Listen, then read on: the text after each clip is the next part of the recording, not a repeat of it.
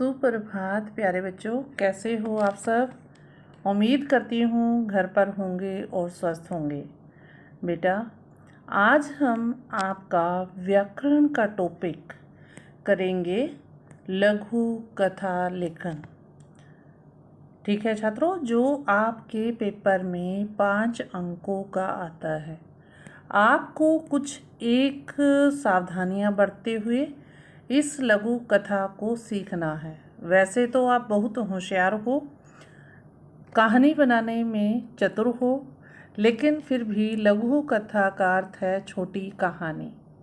ठीक है छात्रों, इस प्रकरण को आपने ध्यानपूर्वक सुनना है, समझना है, और मैंने एक लघु कथा भी इसमें बताई हुई है, एक उदाहरण दिया है। ठीक है, वो उससे आपको अंदाज़ा लग जाएगा कि आप किस तरह से लघु कथा लिखेंगे। ठीक है बच्चों, लघु कथा लेखन का प्रारूप और उदाहरण। जैसे मैंने आपको बताया, प्रारूप क्या होता है, फॉर्मेट। इस लेख में हम आपको 9वीं कक्षा के लेखन कौशल के विषय कहानी लेखन या लघु कथा लेखन के बारे में बता रहे हैं। आशा करते हैं हमारा यह लेख आपकी कहानी लेखन, लघु कथा लेखन संबंधित सभी कठिनाइयों को दूर करने में सहायक सिद्ध होगा।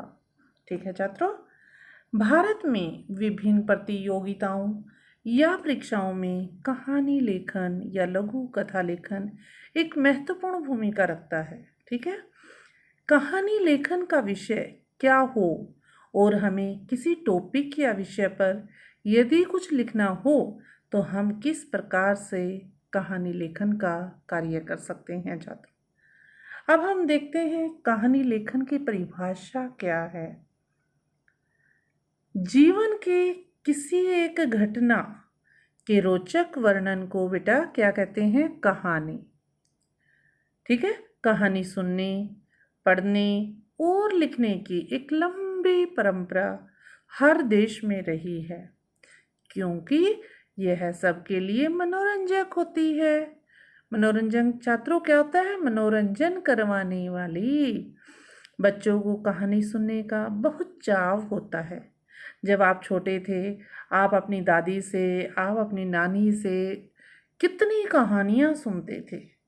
इन कहानियों का उद्देश्य मुख्यतः मनोरंजन होता है, किंतु इनसे कुछ ना कुछ शिक्षा भी मिलती है छात्रों। कुछ कहानी हम मनोरंजन के लिए सुनते हैं या लिखते हैं, कुछ कहानियाँ हमारी क्या होती है, शिक्षाप्रद होती है, जो हमें कुछ सिखा कर जाती हैं। ठीक है, उसी का रूप है लघु कथा, छोटी कहानी। अब आगे देखिए, कहानी लिखना भी एक कला है। ठीक है, जैसे आप बच्चे हो, कुछ भी अगर हम स्कूल में करवाते हैं, हम बोलते 10 वर्ड हैं, आप उसके घर तक जाते हुए 10 वर्ड के 10 सेंटेंस बनाकर पेरेंट्स को बताते हो। ठीक है, ये एक कहानी बनाने की कला बचपन से ही बच्चे में होती है। हर कहानी लेखक अपने ढंग से कहानी लिखकर उसमें विशेषता पैदा कर देता है।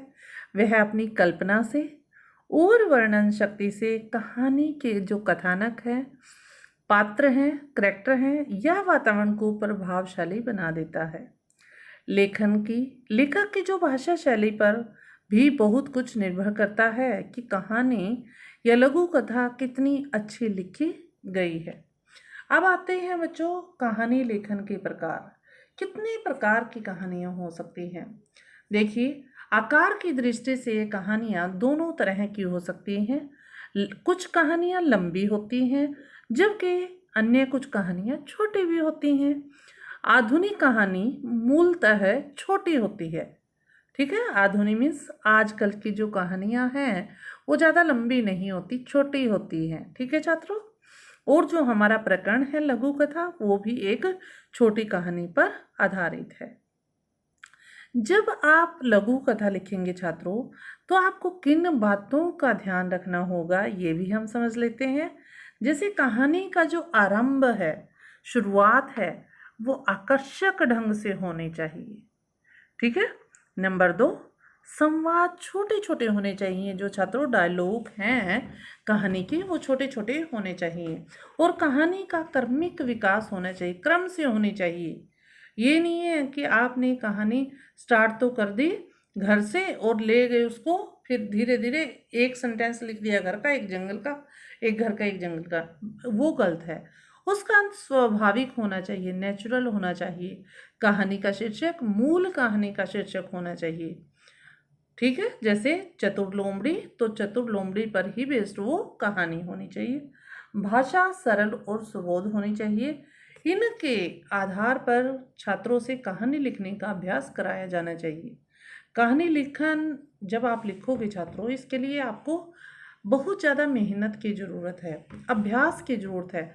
आज मैं आपके सामने एकता में बल लघु कथा जो है वो एकता में बल लेकर आपके समक्ष हूँ। आपने बचपन में बहुत सारी सुनी है, स्कूल में भी सुनी है कि एकता में बल होता है, वो किस तरह होता है छात्रों।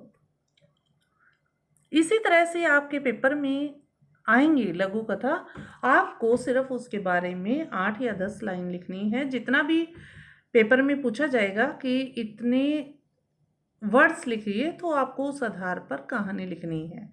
ठीक है, हम कौन सी कहानी अब करेंगे, जैसे मैंने बताया एकता में बल। देखिए छात्रों, आपने सुनी है ये, लेकिन मैं उदाहरण के तौर पर आपको बताना चाहती हूँ कि किस प्रकार से आप कहानी लेखन या लघु कथा पेपर में लिखेंगे, जो 5 अंकों की आती है। एक था किसान छात्रों, उसके 4 लड़के थे, पर उन लड़कों में मेल नहीं था। मेल मीन्स मिलकर नहीं रहते थे, वे आपस में बराबर लड़ते झगड़ते रहते थे। एक दिन किसान बहुत बीमार हो गया। जब वह मृत्यु के निकट पहुंच गया, जब उसकी मृत्यु होने वाली थी, तब उसने अपने चारों लड़कों को बुलाया और मिलजुल कर रहने की शिक्षा दी। किंतु लड़कों पर उसकी बात का कोई प्रभाव नहीं पड़ा। तब किसान ने लकड़ियों का गट्ठर मंगवाया और लड़कों को तोड़ने को कहा। किसी से वह गट्ठर नहीं टूटा। जैसे आपने ऊपर देखा, मैंने गट्ठर दिखाया हुआ है। अपने किसान ने अपने सभी लड़कों को बारी बारी से बुलाया और लकड़ियों को अलग अलग तोड़ने को कहा। सबने आसानी से लकड़ियों को तोड़ दिया। अब लड़कों की आंखें खुली। तब उन्होंने समझा कि आपस में मिलजुल कर रहने में कितना बल है छात्रों। ठीक है, ये आपने कहानी सुनी कि देखिए लकड़ी तोड़ रही है, वो आसानी से टूटी जा रही है, लेकिन जब गट्ठर बंध जाता है लकड़ियों का तो वो टूटना बड़ा मुश्किल होता है। ये एक लघु कथा थी जो आपने सुनी। अब मैं एक और लघु कथा आपको सुनाना चाहूँगी, जिससे आपको ये टॉपिक समझने में आसानी होगी। आगे ला है टॉपिक हमारा मेहनत की कमाई छात्रों, कि मेहनत की कमाई को हम कितने अच्छे से यूज़ करते हैं, और जिसको वो कमाई ऐसे ही मिल जाती है पैसे, वो उसको कैसे समझता है। जैसे सोनू एक काल्पनिक करैक्टर लिया है। सोनू एक आलसी लड़का था। वह अपना समय यूं ही आवारागर्दी करने में व्यतीत कर देता था। आवारागर्दी मीन्स इधर उधर, बेकाम के इधर उधर घूमना, व्यतीत करना, गुजारता था। इस कारण वह हमेशा कार्य करने से जी चुराता था। वो कार्य जो पेरेंट्स देते थे या कोई भी देता था, वो काम करना नहीं चाहता था।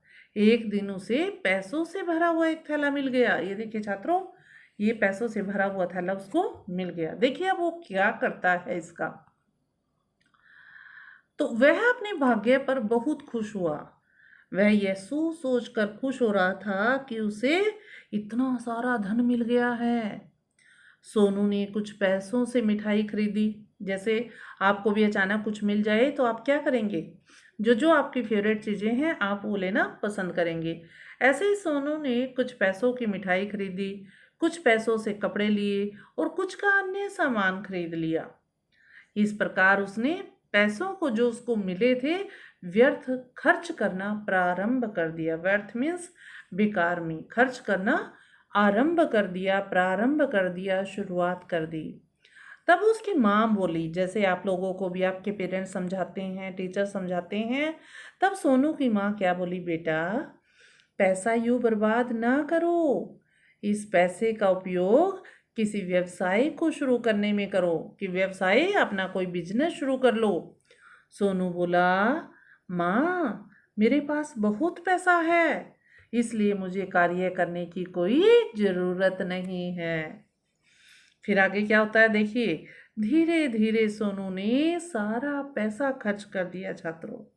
अब उसके पास एक फूटी कौड़ी भी नहीं थी। इस तरह वह एक बार फिर अपनी उसी स्थिति में आ गया जैसे वे पहले था, क्योंकि उसके हाथ पैसे लग गए थे, उसने वैसे ही व्यर्थ में उसको खर्च करना शुरू कर दिया, इधर आवारा घूमना शुरू कर दिया, उधर ये कपड़े लिए, ये किया। तो फिर क्या हुआ, धीरे धीरे पैसे तो खर्च होंगे जब हम नहीं कमाएंगे तो इस तरह वह फिर से जैसा पहले था वैसा ही हो गया।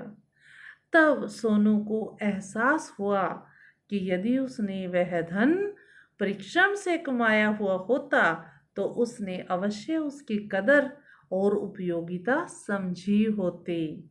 ठीक है ना छात्रों, समझ गए कि जो हम अपनी मेहनत से पैसा कमाते हैं उसको हम बड़ी देखभाल करके खर्च करते हैं, और जो पेरेंट्स का पैसा होता है उसको आप समझते हो कि ये ऐसा ही है।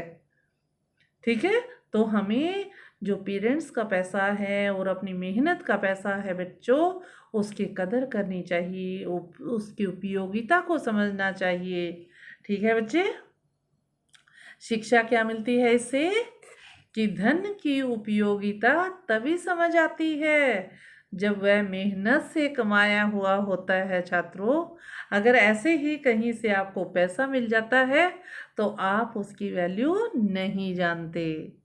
ठीक है, ये आपने लघु कथा जो आपका 5 अंकों का टॉपिक आता है बेटा, आज आपने इस प्रकरण को समझा और कथा उम्मीद करती हूँ कि आपको ये कथा लेखन समझ आ गया होगा।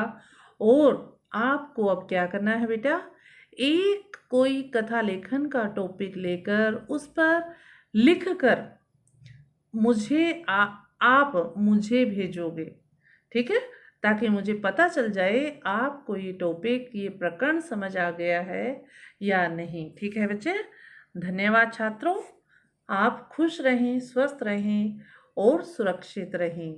आपका दिन शुभ हो, इसी कामना के साथ आज मैं अपनी वाणी को यहीं विराम देती हूँ। अगले कालांश में फिर आपसे मुलाकात होगी और नए प्रकरण के साथ होगी। तब तक आप अपना ध्यान रखिए। ठीक है, धन्यवाद छात्रों।